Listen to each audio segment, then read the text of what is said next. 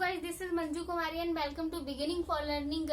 तो आज की वीडियो हम बात करेंगे, जैसे कि मैंने इससे पहले वाले वीडियो में कराया हुआ है, थॉमस हॉब्स, जॉन लॉक और रूसो का जो सोशल कॉन्ट्रैक्ट थ्योरी थी उसका हम एक एक करके क्रिटिसिज्म करेंगे। ठीक है, मतलब हम नहीं करेंगे, जो कि पहले से किया हुआ है विद्वानों ने, तो उसके बारे में हम डिस्कस करेंगे अभी कि उनकी जो थ्योरीज हैं उनका जो है वो क्या क्या क्रिटिसिज्म किया गया है। तो गाइज, अगर आपको मेरी वीडियोस अच्छी लगती हैं तो प्लीज लाइक शेयर सब्सक्राइब जरूर करें, और आप मेरे चैनल पे sociology, history, political science, even education के वीडियोस भी देख सकते हो। तो आज का वीडियो हम शुरू करते हैं। सबसे पहले हम हॉब्स का जो सोशल कॉन्ट्रैक्ट थ्योरी है उसका क्रिटिसिज्म करेंगे। ठीक है, जैसा कि मैं पहले भी बता चुकी हूँ कि जो हॉब्स थे उन्होंने, आप ये वीडियो देखने से पहले आप इससे पहले वाला वीडियो देखेंगे तब आप इस वीडियो को अच्छे से समझ सकते हैं। तो हॉब्स ने देखो क्या क्या बोला था। तो पहला हम उसका क्रिटिसिज्म, सारी बातें जो है इनके सिद्धांत को मैं रिवाइज भी करवा दूंगी इन पॉइंट्स में, इसलिए पॉइंट से शुरुआत करते हैं। पहला है two parties essential, two parties essential for a contract. ये पहला उनका क्रिटिसिज्म है। इसमें कहा गया है कि दो पक्ष चाहिए कोई भी समझौता करने के लिए। जैसे अगर आप नॉर्मली देखो, मुझे समझौता करना तो खुद के साथ ही क्या समझौता करूंगी, है ना। तो मुझे समझौता किसी सामने वाले के साथ में करना, तो यानी दो पक्ष तो होने जरूरी है ना समझौता करने के लिए। तो इन्होंने क्या बोला था, थॉमस हॉब ने, इन्होंने बोला कि जो समझौता हुआ था, मतलब कि इन्होंने बोला कि जब प्राकृतिक अवस्था में मनुष्य रह रहा था, स्वार्थी था, बहुत ही निर्दयी था, उसके बाद इस सबसे अराजकता से बचने के लिए उसने समझौता किया, तब वो समझौता को कहते हैं कि लोगों ने जो है वो समझौता शासक के साथ किया ही नहीं, खुद के साथ ही समझौता किया। क्योंकि वो कहते हैं खुद कि जो समझौता किया गया है राज्य में रहने के लिए, वो समझौता जो है उसका जो प्रभु है, जो राजा है, जो शासक है, जो सर्वोच्च शक्ति है सबसे ऊपर, वो इस समझौते का हिस्सा नहीं है। उस पर इस समझौते की कोई शर्तें लागू नहीं होती हैं।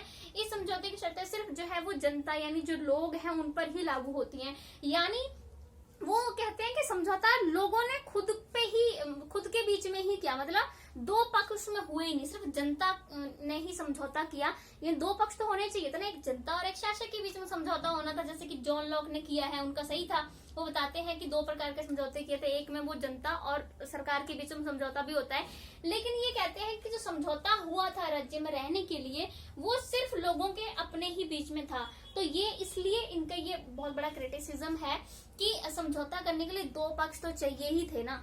लोगों ने जो है प्रभु के साथ समझौता किया ही नहीं। जो प्रभु था, जो सबसे सुप्रीम पावर थी, वो तो समझौते कि उस पर शर्तें लागू नहीं होती थी, वो तो समझौते से बिल्कुल ही बाहर था, उसका हिस्सा ही नहीं था। तो समझौता हुआ ही कैसे जब दो पक्ष बने ही नहीं। तो ये इनका पहला क्रिटिसिज्म है। तो आप इसको अच्छे से तब समझ पाओगे जब आप इससे पहले के दो वीडियोज हैं उनको देखोगे, तो आपको अच्छे से समझ में आएगा। देन सेकंड जो उनका सबसे बड़ा क्रिटिसिज्म हम इसको मान सकते हैं,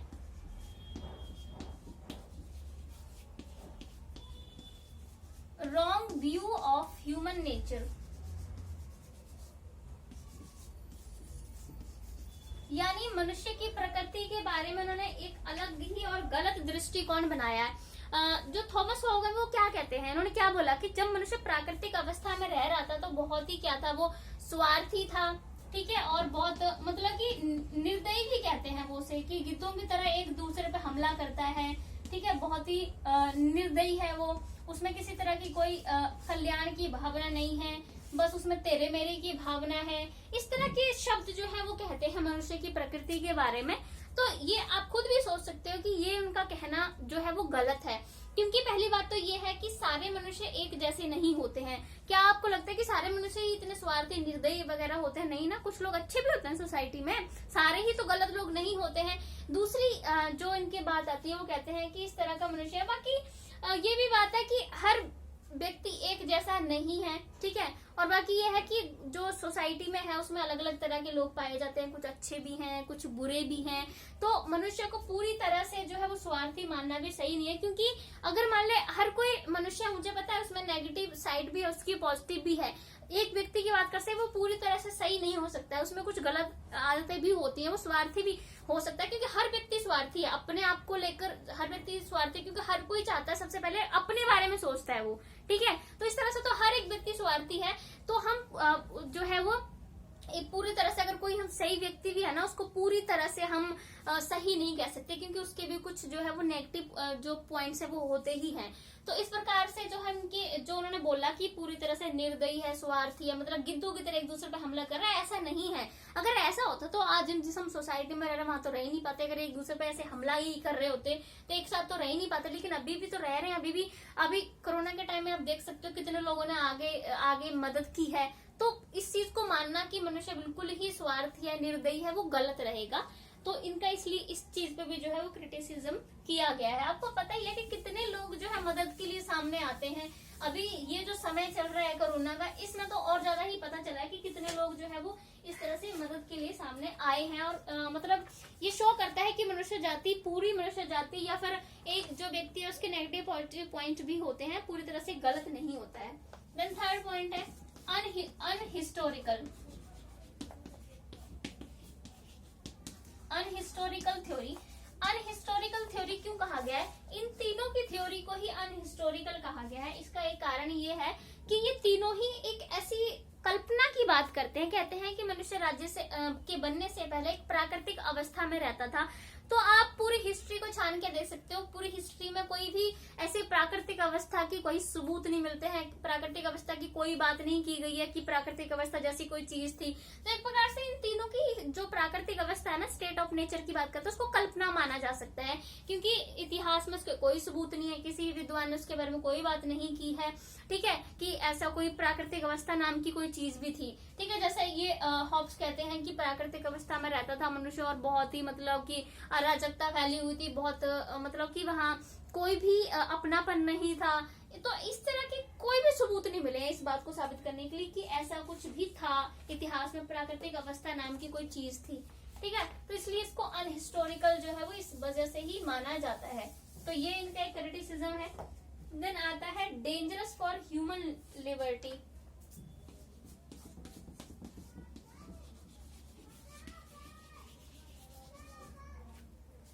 dangerous for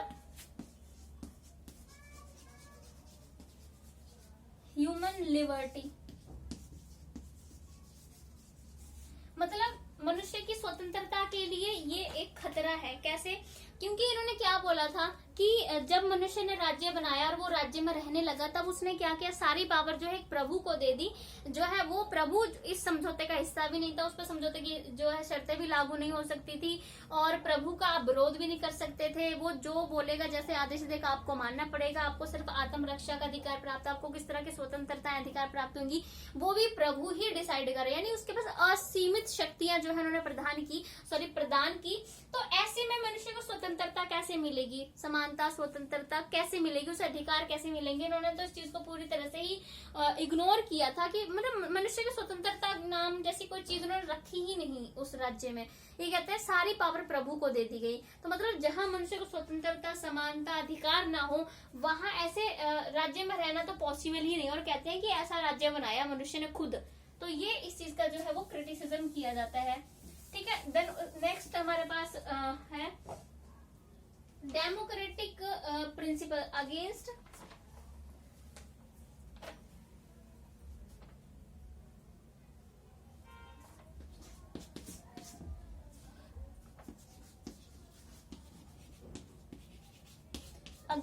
democratic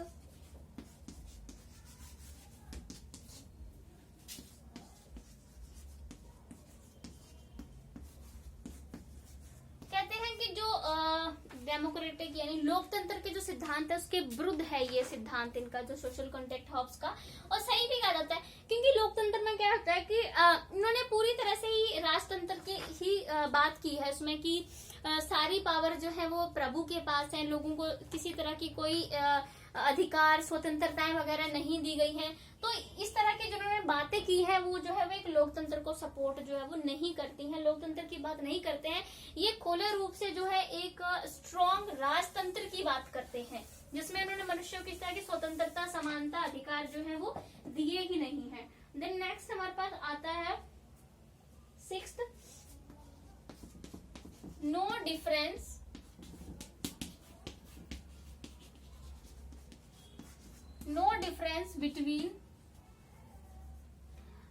between state and government,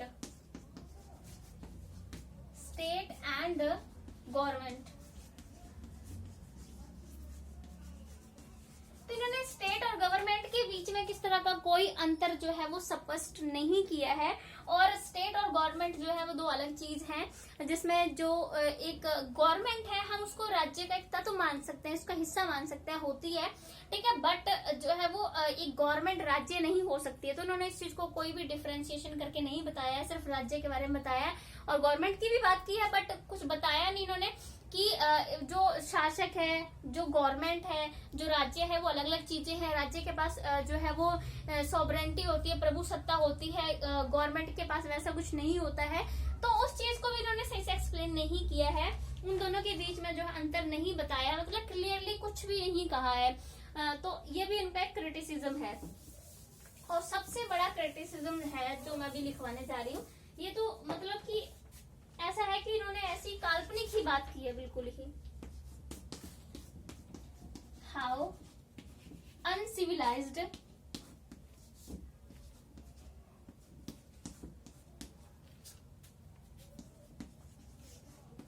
person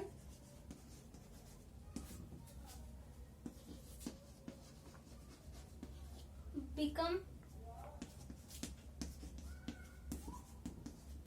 civilized overnight। यानी ये कहते हैं कि अनसिविलाइज्ड मतलब जो होता ना कि हिंदी में मुझे भी याद नहीं आ रहा है कि इसको सिविलाइज्ड का क्या कहते हैं,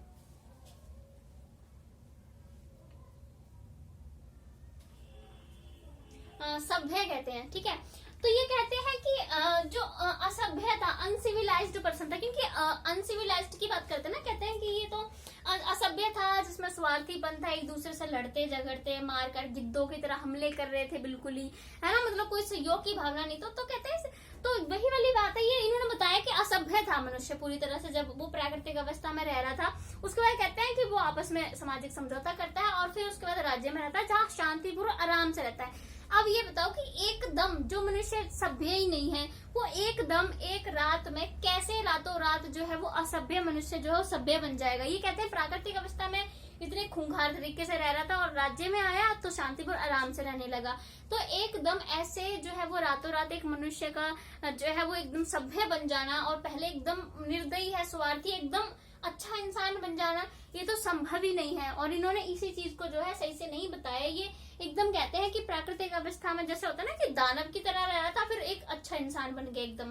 तो ये तो जो है वो पॉसिबल नहीं है, क्योंकि कोई भी आदतें हैं जो भी हैं वो उनमें जो है वो टाइम लगता है चेंज होने में, ठीक है। एकदम जो है अगर कोई कहते हैं ना कोई मतलब कोई अपराध करता है, कोई अपराधी है, तो क्या वो आज अपराधी और कल क्या वो एक इनोसेंट पर्सन बन सकता है? ऐसा तो हो ही नहीं सकता है। तो इन्होंने तो यही बताया कि प्राकृतिक आपदा में ऐसा रहा, एकदम जो उसने कांटेक्ट किया, सामाजिक समझौता किया, तो वो एक अच्छा इंसान बन के रहने लगा, जो कि पॉसिबल नहीं है।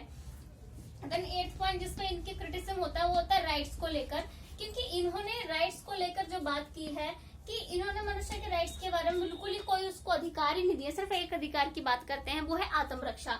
तो ये कहते हैं कि सिर्फ उसको जो है वो आत्मरक्षा का जो अधिकार है उसको उसमें है, जो राज्य बनाया गया है, और उसमें किसी भी तरह के अधिकारों की बात वो नहीं करते हैं कि मनुष्य को कोई अधिकार जो है वो दिए गए। कहते हैं बाकी सारे जो अधिकार हैं वो प्रभु डिसाइड करेगा, आपकी स्वतंत्रता, आपके अधिकार जो है प्रभु डिसाइड करेगा कि आपको क्या दिए जाएंगे और क्या नहीं दिए जाएंगे।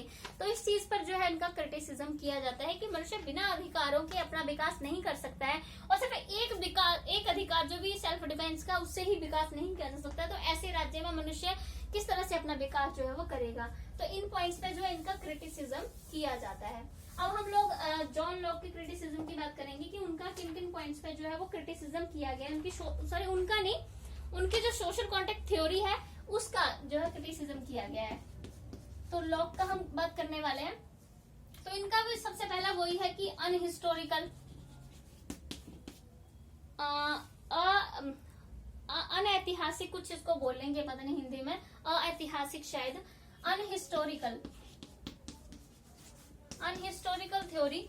जैसे कि मैं पहले भी बात कर चुकी हूँ उनके हॉब्स के बारे में कि ये लोग कहते हैं कि प्राकृतिक अवस्था में मनुष्य रहता है। जैसे लॉक कहते हैं कि प्राकृतिक अवस्था में रह रहा था, बहुत शांतिपूर्वक सहयोग से रह रहा था मनुष्य, ठीक है।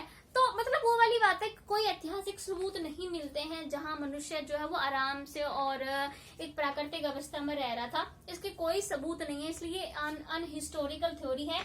और दूसरी बात, इस चीज में भी क्रिटिसिज्म होते हैं, कहते हैं कि बहुत आराम से, शांति से, बहुत मजे से रह रहा था। तो जब मनुष्य प्राकृतिक अवस्था में अच्छे से रह ही रहा था तो उसको एक सामाजिक समझौता करने की जरूरत क्या पड़ी। जब मजे से कोई इंसान आराम से रह रहा है, किसी तरह की कोई तकलीफ नहीं है, तो वो समझौता क्यों करेगा बताओ। क्यों वो एक नई चीज राज्य बनाएगा, और क्यों बनाया उसने, जब वो ये कहता है कि आराम से रह रहा था, बहुत खुशी से रह रहा था, सहयोग से रह रहा था, तो क्यों बनाया उसने फिर राज्य। तो ये भी इस चीज में क्रिटिसिज्म किया जाता है कि उसको क्या जरूरत पड़ी फिर राज्य बनाने की। तो जैसे कि उन्होंने हॉब्स ने तो अच्छे से बताया कि क्योंकि वहां अराजकता फैली हुई थी इसलिए किया, बट ये तो कहते हैं अच्छे से रह रहा था ना, तो फिर उसको जरूरत क्या पड़ी एक नया राज्य बनाने की, राज्य में रहने की, ठीक है। देन उसके बाद हमारे पास सेकंड आता है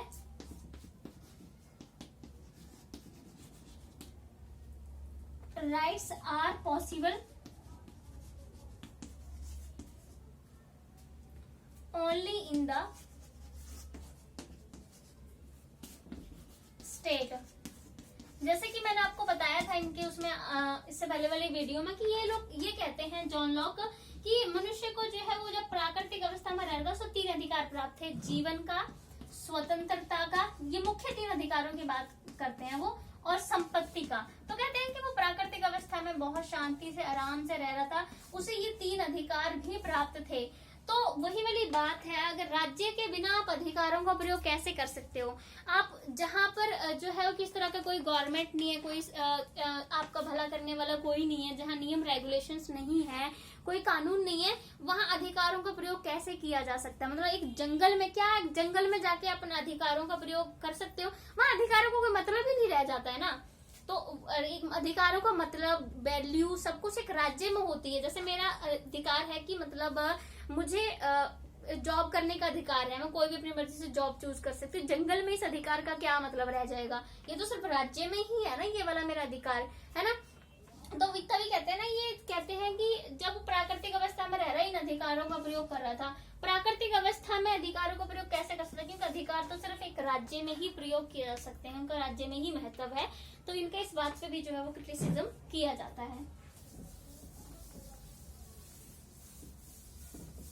देन नेक्स्ट पॉइंट है जिसपे इनका क्रिटिसिज्म किया जाता है, इन्होंने स्टेट और सोसाइटी में कोई डिफरेंस नहीं बताया है, ठीक है। स्टेट एंड सोसाइटी यानी राज्य और समाज में इन्होंने कोई अंतर जो है वो स्पष्ट करके नहीं बताया है, क्योंकि राज्य एक सर्वोच्च, एक हम कह सकते हैं सबसे ऊपर है, उसके पास प्रभु सत्ता है, पावर्स है राज्य के पास, ठीक है। समाज के पास ऐसा कुछ नहीं है, प्रभु सत्ता नहीं है समाज के पास में, उतनी पावर्स नहीं है समाज के पास में। तो इन्होंने इस चीज को जो है वो डिफरेंशिएट करके अच्छे से नहीं बताया है, क्लियरली नहीं इसके बीच में अंतर किया हुआ है। तो इस चीज पे भी इनका जो है वो क्रिटिसिज्म किया जाता है।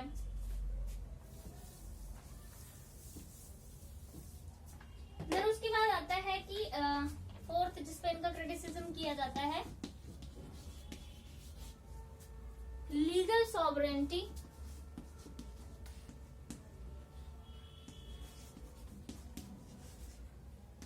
has been ignored।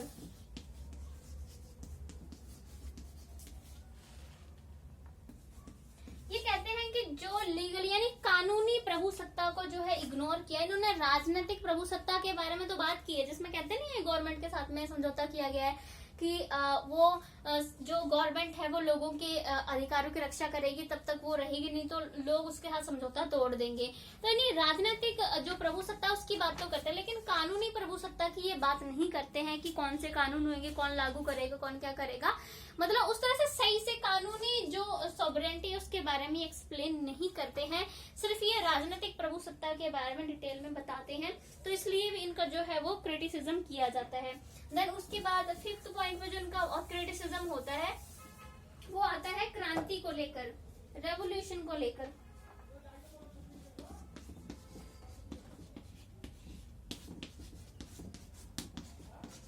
रेवोल्यूशन पे इनका यानी क्रांति पे इनका क्रिटिसिज्म होता है, क्योंकि ये क्या कहते हैं कि अगर जो गवर्नमेंट है वो लोगों के हितों का ख्याल नहीं करती है ना, उनके अधिकारों की रक्षा नहीं करती है, तो गवर्नमेंट जो लोग हैं वो गवर्नमेंट के साथ अपना समझौता तोड़ सकते हैं और जो क्या कर सकते हैं वो गवर्नमेंट को हटा सकते हैं, उसका किसी तरह का कोई समझौता नहीं रख सकते हैं।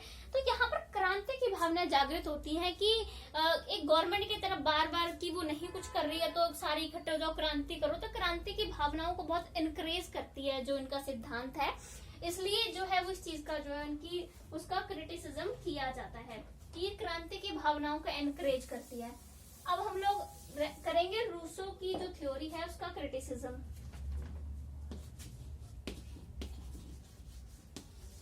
रूसो की थ्योरी का किन किन पॉइंट्स पे क्रिटिसिज्म किया जाता है? सबसे पहले वही है अनहिस्टोरिकल थ्योरी। मैंने पहले ही बताया था कि तीनों का इस पॉइंट पे जो है क्रिटिसिज्म किया गया है, क्योंकि तीनों कहते हैं प्राकृतिक अवस्था की बात करते हैं जहां मनुष्य रहता है, बट ऐसी कोई प्राकृतिक अवस्था के सबूत जो है वो इतिहास में नहीं मिले हैं। किसी विद्वानों ने कोई इस तरह की बातें नहीं की कि प्राकृतिक अवस्था नाम जैसी कोई चीज थी जहां मनुष्य राज्य के बनने से पहले रहता था। तो इसलिए इनका इस चीज में भी क्रिटिसिज्म होता है कि जो ये काल्पनिक है, कहते हैं ये जो प्राकृतिक अवस्था की बात कर रहे हैं ये सिर्फ एक काल्पनिक चीज है, कोई वास्तव में ऐसी कोई चीज नहीं थी, क्योंकि इसके कोई सबूत नहीं है, कोई साक्ष्य नहीं मिले हैं। तो इसलिए इनकी जो उनका भी क्रिटिसिज्म है वो इस बात पे किया जाता है। तीनों का ही इस बात पे तो क्रिटिसिज्म होता ही है। देन उसके बाद है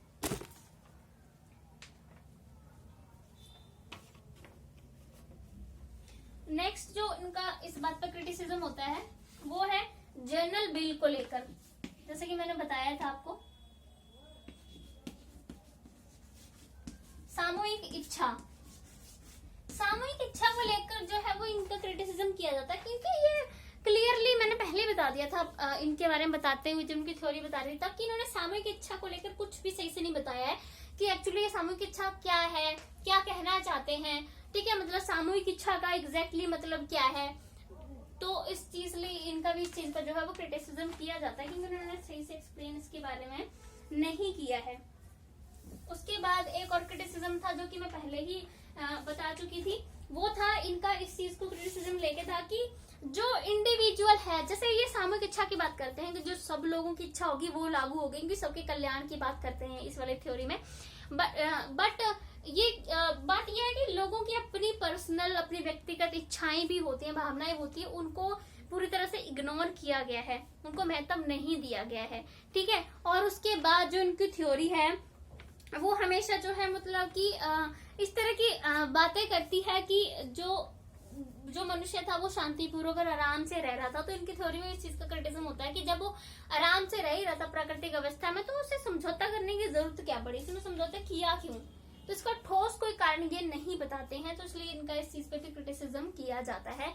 तो ये तो हुआ, हमने इन तीनों का क्रिटिसिज्म जो है वो किया कि इन तीनों ने अपने जो सोशल कॉन्ट्रैक्ट थ्योरी बताई है उसपे इन्होंने क्या क्या जो है वो इनका क्रिटिसिज्म, आलोचना की गई है, उसके बारे में हमने डिस्कस किया। अब हम नेक्स्ट वीडियो में बात करेंगे जो सोशल कॉन्ट्रैक्ट थ्योरी है उसका जो है वो कौन कौन से आधार पर आलोचना की गई है, कौन कौन से बेसिस पे उसका क्रिटिसिज्म किया गया है। जैसे हिस्टोरिकल बेस पे किया गया है, लॉजिक बेस पे किया गया है, फिलोसफिकल बेसिस पे भी उसका क्रिटिसिज्म हुआ है इस थ्योरी का।